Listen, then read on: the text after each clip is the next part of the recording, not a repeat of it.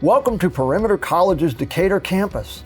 The Decatur Campus Community Garden is a hidden treasure and an educational tool for students who plant and harvest fruits, vegetables, and herbs for the benefit of local nonprofits and campus neighbors in need of fresh produce.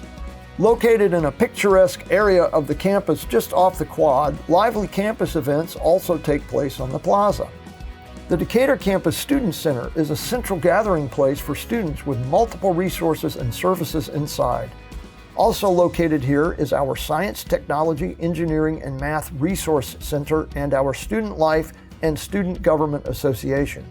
Group fitness activities and intramurals are a great way to engage in college life here. Student classrooms on the Decatur campus feature modern technology and equipment to enhance the student learning experience.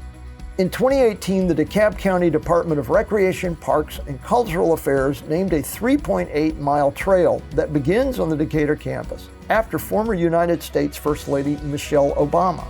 The Botanical Garden is a tucked-away gem of the Decatur campus. It's home to a fern sanctuary known as Ferns of the World Garden.